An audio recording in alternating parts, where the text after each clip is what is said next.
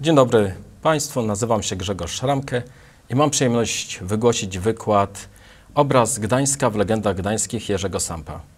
Osoby, które znały profesora Sampa, wiedzą, jak wspaniałym mówcą, jak wspaniałym opowiadaczem był i też jak wspaniałe teksty potrafił pisać. Te teksty popularno-naukowe czyta się niejednokrotnie jak powieść, nie mówiąc już o legendach, których napisał kilka zbiorów. O tych legendach dzisiaj będę chciał więcej powiedzieć Państwu, ale zanim do tego dojdę, trzeba troszeczkę opowiedzieć o samym Jerzym Sampie. Całego biografu nie będę tutaj Państwa przedstawiał, bo nie o to tutaj też chodzi. Można zresztą te informacje sobie dość łatwo znaleźć. Chciałbym tylko zwrócić uwagę na to, że pan profesor Samp był związany z Gdańskiem właściwie od zawsze, od początku swojego życia, aż po jego kres. Co prawda, jak Państwo widzicie z tej prezentacji, że profesor Samp zmarł w Warszawie, jednak to nie było tak, że przeprowadził się do tej Warszawy, mieszkał tam, po prostu tam w szpitalu w Warszawie się leczył. Profesor Samp pochodził ze starej gdańskiej rodziny, w tym rozumieniu starej gdańskiej rodziny, gdyż ta rodzina zamieszkiwała Gdańsk jeszcze przed II wojną światową. A wiecie Państwo zapewne, jak zmieniła się ludność Gdańska po 1945 roku. Matka Jerzego Sampa, pani Helena z domu Zielkę, pochodziła z północnych Kaszub, dokładnie z Gnieżdżewa. I ten Gdańsk i te Kaszuby to są takie dwa kręgi u profesora Sampa, bardzo znaczące, które widać w całym tym biogramie profesora Sampa i też w całej jego właściwie takiej twórczości, czy to literackiej, popularno-naukowej, czy też naukowej. Trzeci krąg, który ja bym tutaj jeszcze dołożył, to folklor, gdzie też się, że tak powiem, łączy z tymi kręgami. Te kręgi się wzajemnie przenikają, uzupełniają i tworzą pewną spójną całość. Widać to nawet z tych prac, może profesora Sampa, z tego, czym się zajmował. Był na przykład członkiem kolegium redakcyjnego Pomeranii. Pomerania jest miesięcznikiem, najbardziej znaczącym miesięcznikiem kaszubskim. Mamy tutaj też, był członkiem rad naukowych m.in. Gdańskiej Biblioteki Polskiej Akademii Nauk, Muzeum Piśmiennictwa i Muzyki Kaszubsko-Pomorskiej. Jest to muzeum, które mieści się w Wejherowie. M.in. Muzeum Historycznego Miasta Gdańska, a też Muzeum Państwowego Sztutów w Sztutowie. I ten Sztutów tutaj też nie pojawił się przypadkowo. Sztutowo przed II wojną światową wchodziło w skład Wolnego Miasta Gdańska, a obóz koncentracyjny w Sztutowie jest znaczący dla ludzi z Gdańska, ludzi z Kaszub. Bardzo dużo osób z tych terenów już właściwie od samego początku istnienia obozu w tym obozie się znajdowało. Profesor Samp należał do takich organizacji jak Zrzeszenie Kaszubsko-Pomorskie, Gdańskie Towarzystwo Naukowe, był współzałożycielem Instytutu Kaszubskiego, Komisji do Spraw Folklorystyki itd., itd. Był członkiem jury między innymi ogólnopolskiego konkursu prozatorskiego imienia Jana Drzeżdżona. Teraz obecnie jest to konkurs literacki, wcześniej prozatorski.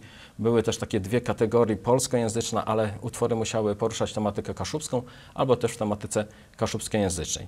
Także widzicie Państwo tutaj i ten folklor się przewija, i się przewija Gdańsk, i się przewijają też Kaszuby. Tych uhonorowań jest dużo. Ja, tak jak tutaj Państwo widzicie, wypisałem między innymi profesor Samp został uhonorowany medalem Stolema. Jest to medal, który jest nazywany czasami też Kaszubskim Noblem. Uznawany jest za jedno z najwyższych uhonorowań kaszubskich, przez niektórych za najwyższe uhonorowanie kaszubskie. Do tego między innymi też Złoty Krzyż Zasługi, bardzo ceniony w świecie kultury, medal Ministra Kultury i Dziedzictwa Narodowego Gloria Artis, nagrodę rektora Uniwersytetu Gdańskiego i to z tego, co ja kiedyś przeglądałem sobie rozmaite informacje, to bodajże nawet bodaj 7-krotnie został uhonorowany tym medalem. Dorobek profesora Sampa to ponad 500 artykułów różnego rodzaju, od esejów poprzez artykuły naukowe, około 700 felietonów radiowych, tam przy tym slajdzie było też i widać, że wygłaszanych w Radio Gdańsk, około 40 publikacji książkowych, także jest potężny dorobek. I z tych książek, tu też wypisałem część, chciałbym zwrócić tutaj też uwagę na to, że znowu te 3 kręgi, o których mówię, się tutaj pojawiają, Droga na Sabat, między innymi o wierzeniach kaszubskich, tam są również o wierzeniach kaszubskich, na przykład z Woli Morza Bałtyckie Mitopeje. Mamy bardzo dużo pozycji związanych z samym Gdańskiem, jak na przykład Gdańsk prawie nieznany, Bedeker Gdański, Gdańskie Dwory i Pałace. Mamy też związane z literaturą kaszubską, na przykład Poezja rodnej mowy, jest to antologia poezji kaszubskiej. I mamy też również całkiem sporo tutaj legend, podań i baśni. Nas interesować będzie tutaj przede wszystkim ta pozycja, legendy gdańskie, baśnie, podania i przypowieści z 1992 roku, ale proszę zobaczyć też tych zbiorów jest zdecydowanie więcej. Są różnego rodzaju, między innymi też właśnie te bajki kaszubskie, Zaklęta Stygna do dzisiaj uważana jest za jeden z najlepszych zbiorów bajek, podań i legend kaszubskich. Na szczęście niedawno ukazało się drugie wydanie i jest ono dostępne. Z tych publikacji ważne są, oprócz tej pozycji z 1992 roku, także te dwie. Uczta stulecia, dawne i nowe legendy gdańskie z 1994 roku i legendy gdańskie dawne, nowe i najnowsze z roku 2000. Za chwilę wyjaśnię, dlaczego akurat te 3. Legendy gdańskie z 92, zebrane, opracowane, wstępem opatrzone, macie Państwo, widzicie tę okładkę, tak ona wygląda, ta książka w rzeczywistości, tak, na żywo, piękne ilustracje, Wawrzyńca Sampa, brata Jerzego Sampa, świetnego grafika, świetnego rzeźbiarza. Tu w tej prezentacji pozwoliłem sobie je wykorzystać, oczywiście też są opatrzone, że to są ilustracje pana Wawrzyńca Sampa. 47 utworów zawiera ten zbiór, do tego jeszcze wstęp, słowniczek, źródła i komentarze. I ta publikacja jest podzielona, znaczy ona nie jest fizycznie podzielona, że mamy część pierwszą i część drugą, ale generalnie można wyróżnić dwie części. Jedna to jest część, gdzie opowieści są autorstwa Jerzego Sampa. Te legendy, bajki są oparte na jakichś źródłach, oczywiście wątki są wyciągnięte z rozmaitych źródeł i pierwsze takie źródło najdawniejsze to dziennik z podróży do Polski 1635-1636 Charlesa Augera. Następnie mamy źródła niemieckojęzyczne. Już pierwsze to pochodzące z 1843 roku Danziger Sagen. Ostatnie źródło niemieckojęzyczne, które zostało tutaj przywołane w tych źródłach i komentarzach, to zbiór z 1940 roku. I też mamy źródła polskojęzyczne i kaszubskojęzyczne. I to jest część te wątki, które funkcjonowały, zostały na nowo opracowane przez Jerzego Sampa. Druga część to część mniejsza. Ta pierwsza część obejmuje bodajże 31 utworów. Kolejne 16 to są utwory związane z Gdańskiem, ale innych autorów. Są to na przykład takich autorów jak Leon Heike, jak Zuzanna Rabska, jak Alojzy Nagiel. Niejednokrotnie, tak jak w przypadku Alojzego Nagla, są tłumaczone z kaszubskiego na język polski przez Jerzego Sampa. Także to jest taki zbiór dwuczęściowy, można by powiedzieć. I co ciekawe, ten zbiór jest też podzielony, jest chronologicznie. Mamy tą pierwszą część, za chwilę o tym też będę szerzej mówił, która zaczyna się w dawniejszych czasach i doprowadzona jest do czasów o wiele nam już bliższych. I druga część tych autorów innych, tak by można było to powiedzieć, jest też tak podzielona, tak ujęta chronologicznie, czyli od czasów najdawniejszych po te czasy bliżej współczesności. Kolejny zbiór, Uczta stulecia. Dlaczego tutaj został przywołany? Otóż dlatego, że w tym zbiorze Jest to mniejszy objętościowo zbiór, są 43 utwory, 200 stron, ilustracje wciąż Wawrzyńca Sampa. 2 lata się ukazał po Legendach Gdańskich. Tu zostały włączone teksty z Legend Gdańskich. Wszystkie teksty autorstwa Jerzego Sampa. Tych 30, bodajże 1 tekstów zostały tutaj włączone i 12 utworów nowych, też autorstwa Jerzego Sampa zostało tutaj dołączonych. I mamy kolejną pozycję, która ukazała się w roku 2000, Legendy Gdańskie, dawne, nowe i najnowsze. Tu pojawiły się utwory wszystkie z uczty stulecia, a więc nawet już te z Legend Gdańskich i dodatkowo zostały dołączonych kilkanaście nowych. Jest to najbardziej obszerny zbiór, obejmujący prawie 60 tekstów literackich. Ilustracje już są Zygmunta Gornowicza. Warto byłoby tutaj powiedzieć o tej chronologii. Legendy Gdańskie, to z 1992 roku, otwiera Legenda Bałtyku. Nie mamy tam jeszcze miasta Gdańsk. Akcja tej legendy dzieje się, być może jest to VIII wiek, IX wiek naszej ery. W każdym razie są to czasy dawne. Mamy już tam do czynienia z rozbójnikami z północy, którzy napadają na osady. Mamy tu już pierwszych misjonarzy, także tu ta akcja mniej więcej można już ją usytuować w czasoprzestrzeni. I to jest podanie aetiologiczne objaśniające świat. Tutaj takim głównym wątkiem jest to, dlaczego na Bałtyku nie ma obecnie przypływów i odpływów. Tak, mamy kolejne opowiadanie, oczywiście te aetiologiczne, one najbardziej pasują, te objaśniające świat, pasując do tego tekstu.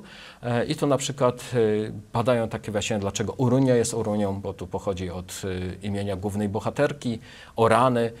Mamy też wyjaśnienie, dlaczego mamy taką ulicę Żabi Kruk. Jest tutaj też taki dość ciekawy tekst o Otominie. To chodzi o to Otomino w gminie Żukowa, także trochę jest oddalone od tego miejsca tutaj gdańskiego, ale wciąż z Gdańskiem tam się wiąże. Tam nawet padają takie słowa, że niedaleko Gdańska i tak dalej. Potem mamy kolejne teksty i dość w sumie łatwo możemy je gdzieś umiejscowić na tej naszej wsi dat, bo na przykład Stolemowe Dary, gdzie przybywa Stolem, po kaszubsku Stolem to pochodzący z wierzeń kaszubskich olbrzym, który opuścił tę ziemię pomorską, zamieszkał na dalekie północy, to się wiąże z wierzeniami kaszubskimi. Dlaczego Stolemów już dzisiaj nie ma? Ostatni Stolem wraca tutaj do Gdańska, chce odwiedzić swoją krainę i właśnie w Gdańsku siada sobie na wieży Kościoła Mariackiego, wieży, która wówczas jest w budowie. Wiemy, że Kościół Mariacki był budowany od 1343 roku do początku XVI wieku, do 1502 roku. Wieża swój kształt dopiero po drugim pokoju toruńskim uzyskała, także możemy sobie tu mniej więcej umiejscowić ten czas akcji. Mamy takie też teksty, legendy, bajki, podania. Ja nie będę już dzisiaj tłumaczył różnic między tymi pojęciami. Może na tym spotkaniu online będzie na to chwila. Ale mamy takie też teksty, jak na przykład Konrad Leczkow i jego towarzysze, i to odnosi się do historycznego zdarzenia z 1411 roku, kiedy burmistrz Gdańska, właśnie Konrad Leczkow, został podstępnie zwabiony do Zamku Krzyżackiego w Gdańsku. Wówczas w Gdańsku był Zamek Krzyżacki i został zamordowany. Mamy kolejne teksty, bardzo takim ciekawym tekstem, jeśli chodzi o taką zabawę z tym czasem. Oczywiście trzeba pamiętać, że to jest zbiór legend, podań i bajek, więc ten czas czasami gdzieś może być niedokładnie, to nie jest dzieło historyczne, więc musi się wszystko zgadzać dokładnie, ale mniej więcej ta chronologia jest zachowana. Chodzi mi tutaj jeszcze o to, co powiedziałem o tym ciekawym opowiadaniu. Szczęście w nieszczęściu. Ferber Cerber ma 3 głowy, też widzicie Państwo na tej prezentacji. Napisałem około 1580 roku. Tę datę by należało przesunąć troszeczkę dalej i w nawiasie napisałem, jak Państwo widzą, Konstanty I, II i III. Otóż ci panowie, pierwszy, drugi i trzeci, byli burmistrzami Gdańska. Oczywiście ojciec, potem miał syna, który miał też swojego syna i w opowiadaniu Ferber, Cerber ma 3 głowy. Konstanty III jako mały chłopiec rozmawia ze swoim dziadkiem Konstantym I no, na temat herbu Ferberów, a wiemy z historii, że Ferber, ten trzeci Konstanty, urodził się w 1580 roku, a pierwszy zmarł w 1588 roku, czyli możemy tę datę przesuwać. W tym tekście ten Ferber pewnie jest troszkę starszy, może ma 9-10 lat, ale to nie ma istotnego znaczenia. Trzeba powiedzieć też, że przy okazji, że bardzo takie mocne umiejscowienie, czy umiejscowienie legend, podań i bajek, na przykład na osi czasu czy w przestrzeni, jest bardzo charakterystyczne dla tekstów kaszubskich. Teksty kaszubskie często dzieją się w jakimś konkretnym miejscu, a nie gdzieś na przykład za 10 górą, za 10 rzeką bardzo, bardzo dawno temu. Często mamy gdzieś tam tak, że możemy mniej więcej chociażby określić jakiś czas, jakąś przestrzeń.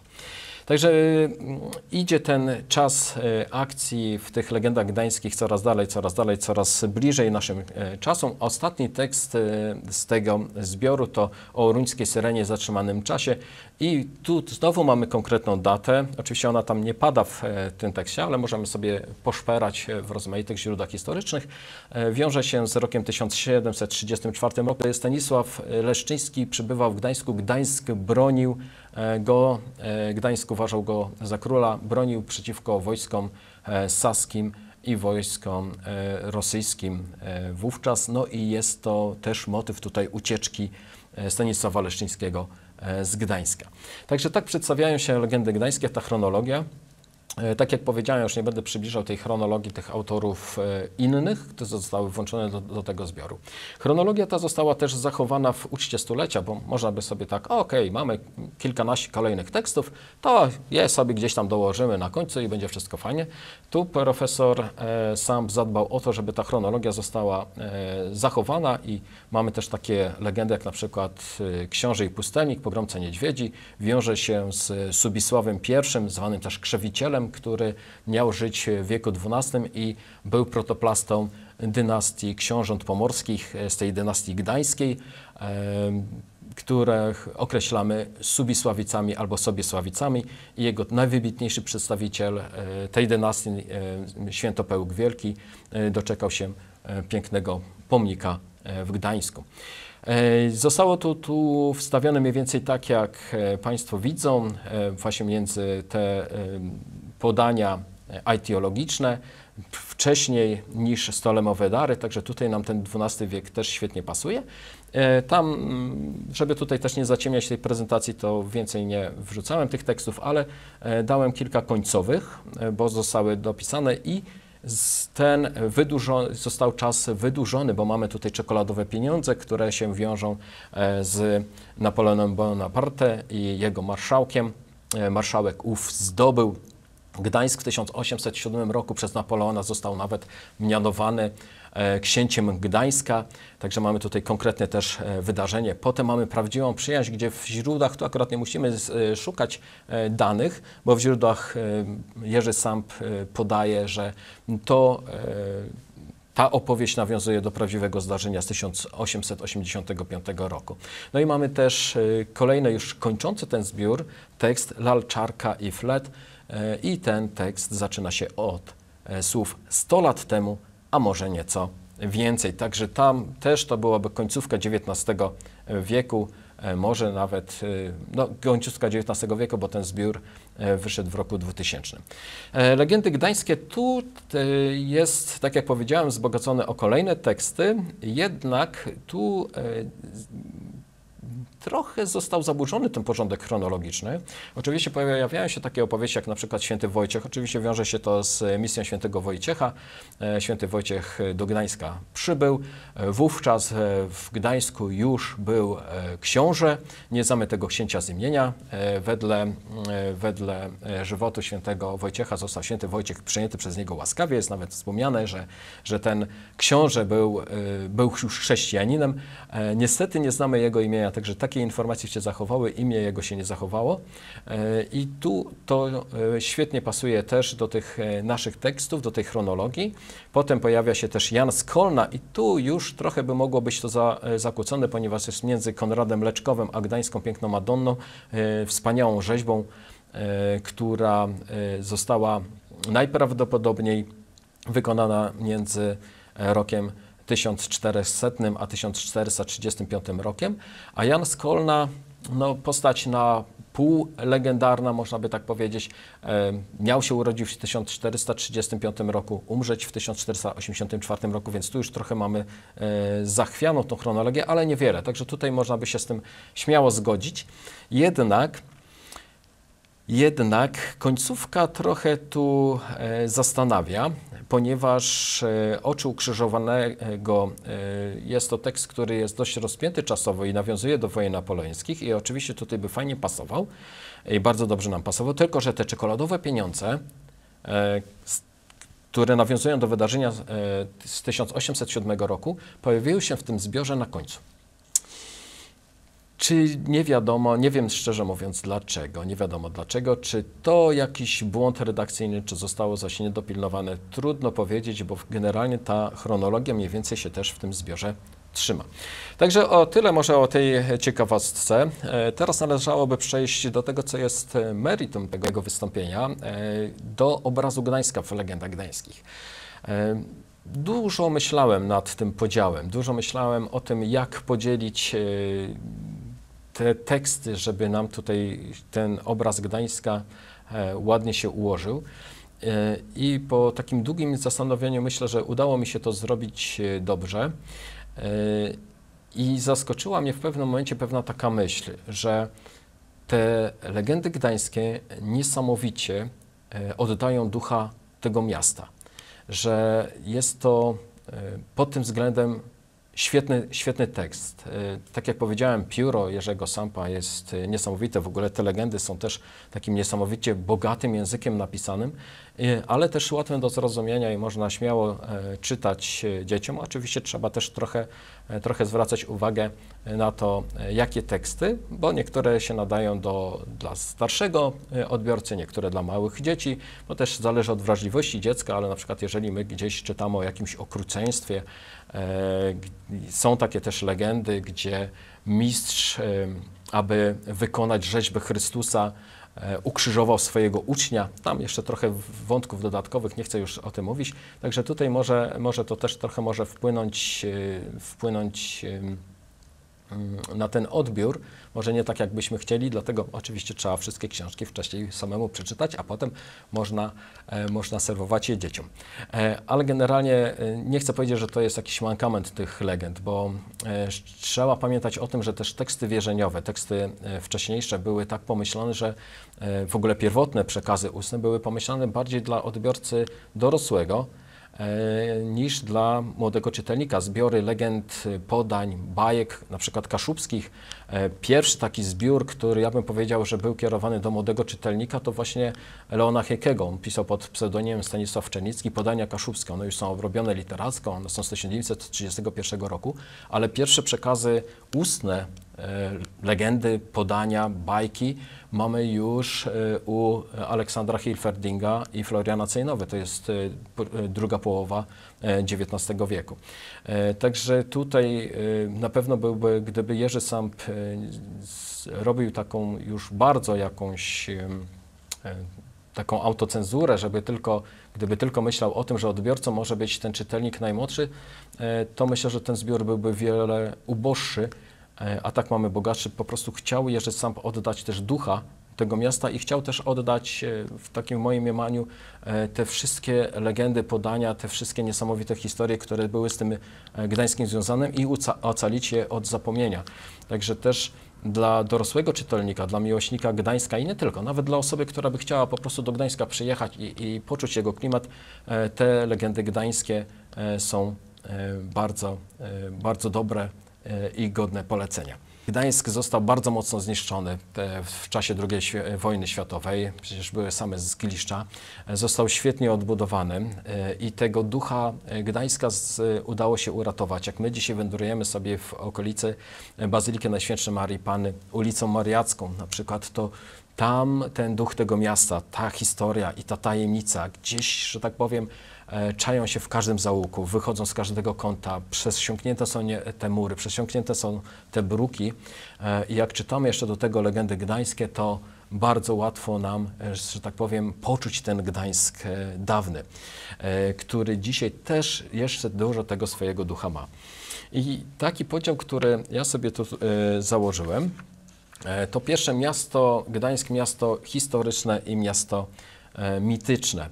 I tu to wiązanie się na przykład tych rzeczywistych budowli historycznych, jak na przykład Bazylika Najświętszej Maryi Panny, części wyposażenia, które wciąż są, które możemy oglądać dzisiaj, ale które zostały owiane legendą, o których czasami bardzo mało już wiemy i gdzieś w mroku dziejów ginie rzeczywiste wydarzenia związane z tym. No i tutaj jest miejsce dla legendy, dla podania i to przesycanie się, przenikanie się właśnie tej historii z tym dodatkowym elementem, z tym niehistorycznym, niesamowicie w Gdańsku widać.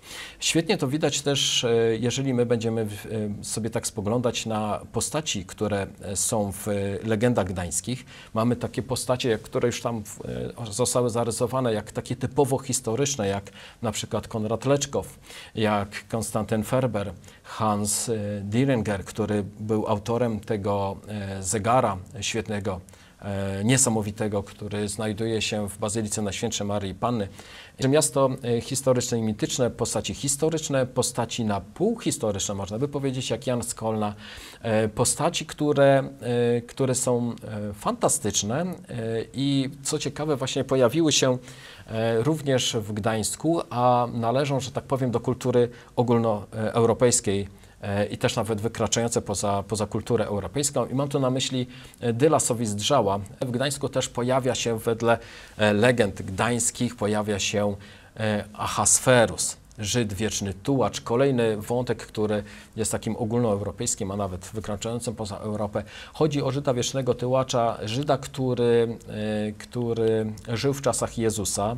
Miał to wedle legendy być Żyd, który podczas, można by tak powiedzieć, procesu Jezusa miał być jednym z tych, którzy najgłośniej wrzeszczą, żeby ukrzyżować Jezusa. Potem, jak Jezus Chrystus niósł krzyż w swojej ostatniej drodze, to miał on być w tym tłumie tych ludzi, miał popychać Jezusa. Jak Jezus padł pod krzyżem, miał szarpać, kopać i mówić: no idź Boże, idź. Nawet tam w jakiejś wersji jest nawet nie idź Boże, tylko idź Bóg, idź Bóg.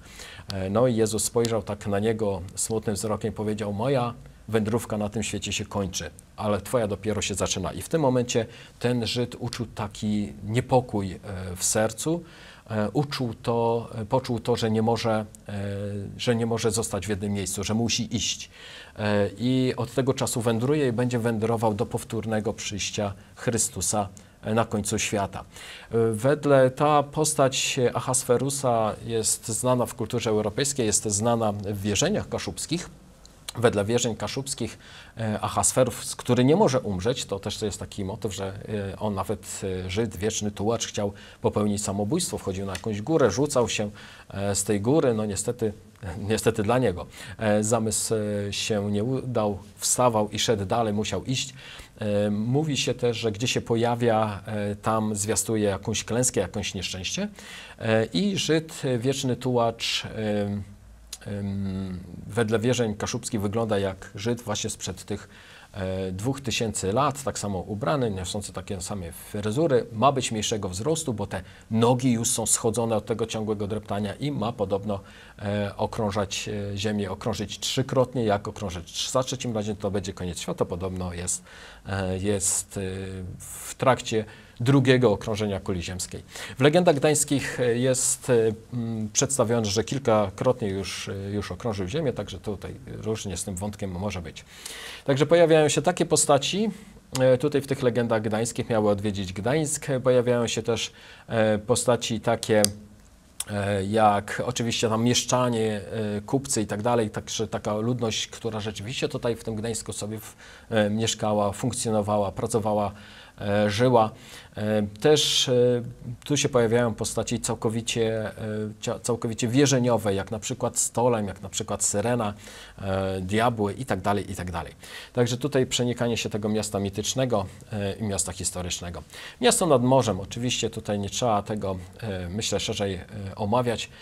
To usytuowanie Gdańska nad morzem sprawiło, że ten Gdańsk też się zmieniał, że stawał się miastem coraz innym, coraz to większym, bogatszym i tak dalej, o tym też będziemy mówić. Tutaj w Huście z 3 węzłami jest nawet taki fragment, że Gdańsk prowadzi ożywiony handel ze Szwecją. Wielkie statki z ich brązowo-czerwonymi żaglami kursowały tam i z powrotem po wodach Bałtyku. Także to miasto nad Bałtykiem też w tych legendach jest i oczywiście w tej przestrzeni rzeczywistej to się też pojawia. Wiąże się to miasto nad morzem z kolejnymi takimi obrazami tego Gdańska. Miasto bogate, miasto, które z miasta pomorskiego, tu mamy 1308 rok, kiedy Krzyżacy podstępem zajęli gród w Gdańsku, załoga polska wyszła z tego grodu. Krzyżacy weszli z 12 na 13 listopada 1308 roku, zrobili z tego grodu wypad na miasto, dokonali rzezi w Gdańsku. Wedle rozmaitych przekazów miała zginąć 1/3 ludności od właśnie tych siepaczy krzyżackich. Gdańsk wówczas miał liczyć około 3000 mieszkańców. Echem rzeź miała się odbić, nawet powędrować do stolicy Piotrowej. Także i od tego czasu zaczął się ten czas krzyżacki, bo Krzyżacy do roku następnego, do 1309 roku zdołali podbyć całe to Pomorze Gdańskie. Gdańsk wówczas się zaczął zmieniać, Krzyżacy inwestowali w Gdańsk, mamy jeszcze zabytki z tego okresu krzyżackiego w samym Gdańsku. Też chcieli sprowadzić osadników, dawali rozmaite przywileje i tak dalej. Gdańsk z takiego miasta typowo pomorskiego zaczynał zmieniać swój charakter. Potem oczywiście ci ludzie, którzy tutaj przybywali, mieli swoje też jakieś kontakty, bo to też byli kupcy i tak dalej. Także miasto zaczęło prowadzić coraz większy handel, rozwijać się. Oczywiście za tym szły pieniądze, także tutaj o tym też będzie chwilę wspomniane.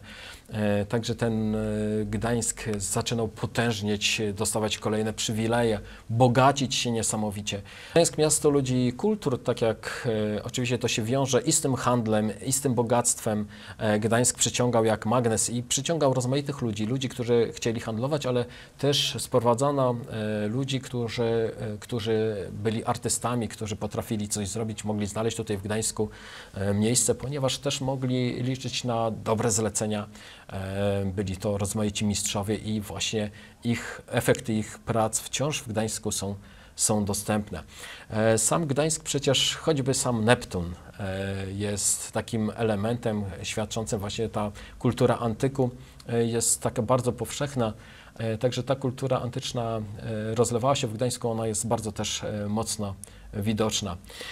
Zresztą w tym opowiadaniu Sowizdża na jarmarku mamy też taki tekst, taki fragment. Cumowały tu wielkie kogi, galeony i fregaty ze słonecznej Portugalii, Hiszpanii, Francji, pełne beczek najprzedniejszego wina, korzeni i sukna, także miasto się zmieniało. Oczywiście tutaj też znajdowali swoje miejsce ludzie, którzy musieli uciekać ze swoich krajów w wyniku prześladowań religijnych. Także miasto stawało się coraz to inne. No i miasto dualne, tak by można było powiedzieć, i tutaj też fragment Sowizdżała na jarmarku, nigdy wcześniej nie gościł w Gdańsku, tu mowa o Sowizdżale, choć wiele dobrego i niedobrego słyszał już o jego mieszkańcach. Wiele dobrego i niedobrego. I to jest świetny fragment, bo to właśnie ten dualizm miasta, bo z jednej strony mamy ten dobrobyt, spokój w Gdańsku i w tych legendach gdańskich. Ludzie się bogacą, potrafią tutaj zdobywać fortuny. Jest tak jak na przykład w tym opisie jarmarku, my tutaj mamy taki spokój w tym jarmarku, takie szczęście, radość tych ludzi, którzy sobie tutaj funkcjonują, przyjeżdżają tłumnie, ale z drugiej strony w tych legendach pojawiają się też takie motywy jak na przykład zaraza, jak wojna, bieda. Właśnie tutaj w tej uczcie stulecia, już pojawia się legenda o chlebie, który skamieniał, o chlebie z oliwy.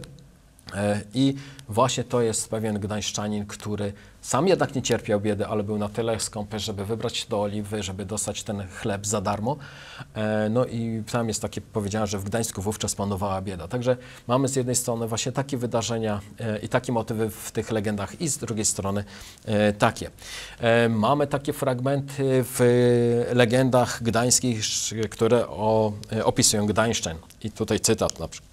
Nadęci, skąpi, nienawistni, ale z drugiej strony no są tutaj też na przykład i bojaźliwi gdańszczanie, jak stolem przyszedł, to oni oczywiście tam uciekli, w ogóle patrycjusze gdzieś tam się schowali, ale są z drugiej strony też i gdańszczanie bardzo mężni, oddani, na przykład ten Konrad Leczkow, który poświęcił swe życie.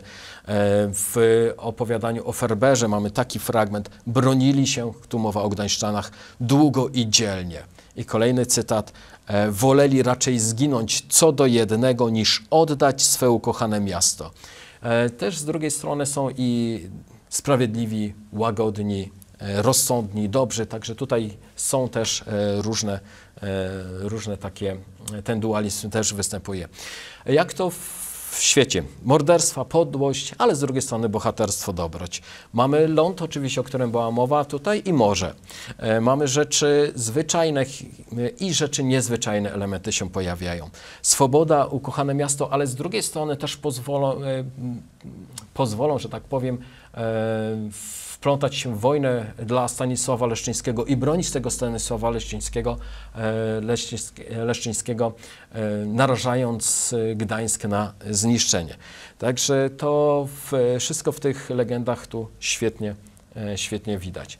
Miasto magii i tajemnicy. W tych legendach pojawiają się oczywiście niesamowite zdarzenia, bo pojawia się alchemik, pojawia się magia, modlitwa dzwonów, istoty wierzeniowe, jak już tutaj było powiedziane, zatrzymanie czasu. Tu właśnie w tej legendzie o Stanisławie Leszczyńskim, gdzie ten czas jest bardzo, bardzo ważny, to zatrzymanie czasu sprawia, że wszystko, że tak powiem, się udaje, że ten że taki główny bohater tego opowiadania przez swoją ukochaną zostaje wyprowadzony z więzienia, potem ratują Stanisława Leszczyńskiego.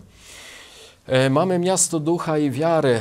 No, Gdańsk jeszcze do dzisiaj, przecież jak sobie spacerujemy, oglądamy kościoły, piękne świątynie, także ten duch wiary, rozmaite krucyfiksy, madonny i tak dalej. Także tutaj też jest ten Gdańsk tym przesiąknięty.